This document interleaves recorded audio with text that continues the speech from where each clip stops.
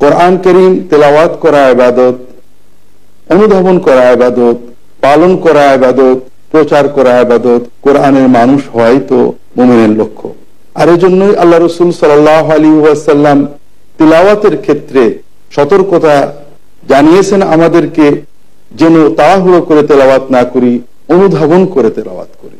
আব্দুল্লাহ ইবনে আমর ইবনে আস রাদিয়াল্লাহু তাআলা আনহু বলেন, রাসূলুল্লাহ সাল্লাল্লাহু আলাইহি ওয়াসাল্লাম বলেছেন, মান ক্বারাআল কুরআন ফি আকাল্লা মিন সালাসিন লাম ইয়াফকাহু। ইমাম আহমদ, আবু দাউদ, অন্যান্য মুহাদ্দিস হাদিসে সংকলন করেছেন সহিহ সনদে। রাসূলুল্লাহ সাল্লাল্লাহু আলাইহি ওয়াসাল্লাম বলেন, যে ব্যক্তি 3 দিনের কমে কোরআন খতম করে ফেললো, পুরো কোরআন পড়ে ফেললো, সে কোরআন বুঝতে পারলো না, কোরআন অধ্যয়ন অনুধাবন করতে পারলো না। সম্মানিত দর্শক, তাহলে কোরআন তেলাওয়াত করার, পড়ার উদ্দেশ্য তো খতম করা নয়, শেষ করা নয়, অনুধাবন করা, বোঝা, কোরআন নিয়ে চিন্তা করা। সাহাবায়ে কেরাম আরব ছিলেন, দ্রুত পড়ে গেলেও তারা বুঝতে পারতেন অর্থ, কিন্তু চিন্তা করা, অনুধাবন করা, এটার সুযোগ কমে যেত। এই জন্যই রাসূলুল্লাহ সাল্লাল্লাহু আলাইহি ওয়াসাল্লাম 7 দিন বা 3 দিনের কমে কোরআন সম্পূর্ণ পড়ার অনুমতি দেননি।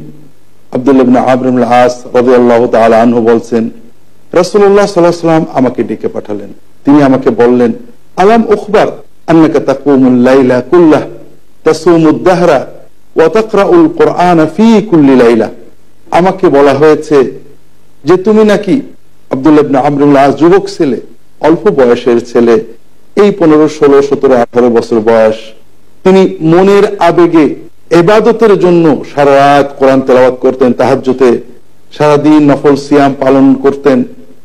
আর এই জন্যই রাসূলুল্লাহ সাল্লাল্লাহু আলাইহি ওয়াসাল্লাম জিজ্ঞাসা করলেন, আমাকে তো বলা হয়েছে তুমি নাকি সারা রাত কোরআন তেলাওয়াত করো, সারাদিন নফল সিয়াম পালন করো, কথা কি সত্য?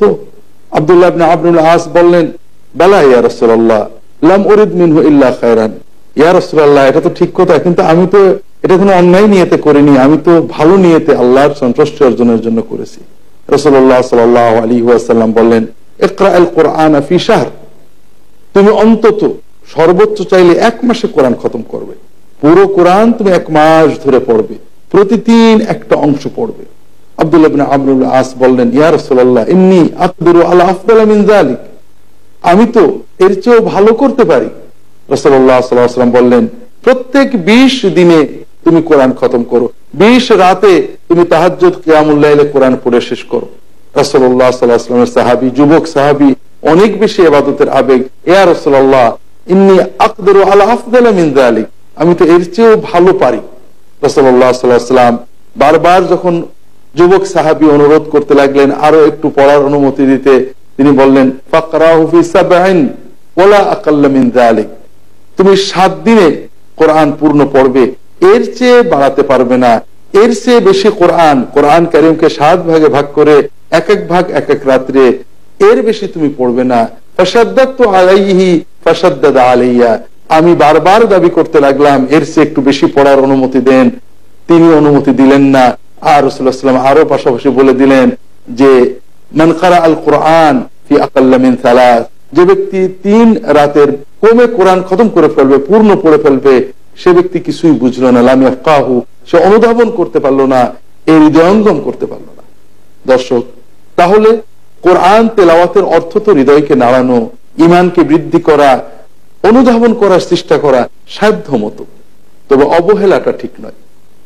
আর এই জন্যই আল্লাহ কোরআন কারীমে বারবার বলেছেন, কোরআনকে তিনি দিয়েছেন তাদাব্বুরের জন্য। আফালা ইয়াতাদাব্বারুনাল কুরআন আম আলা কুলুবিন আকফালুহা, তারা কি কোরআন নিয়ে একটু চিন্তা, একটু অনুধাবন, একটু গবেষণা করে না, নাকি অন্তরে তালামারা হয়ে গেছে? আল্লাহ তাআলা কোরআন কারীম অন্য জায়গায় বলছেন, এই কিতাব মুবারক, বরকতময়, আমি এটা নাজিল করেছি আপনার উপরে, যেন তারা এটার আয়াতগুলো অনুধাবন করে, তাদাব্বুর করে, তাফাক্কুর করে, চিন্তা করে, এর অর্থ নিয়ে মনের ভিতরে নাড়াচাড়া করে এবং এর থেকে উপদেশ গ্রহণ করে।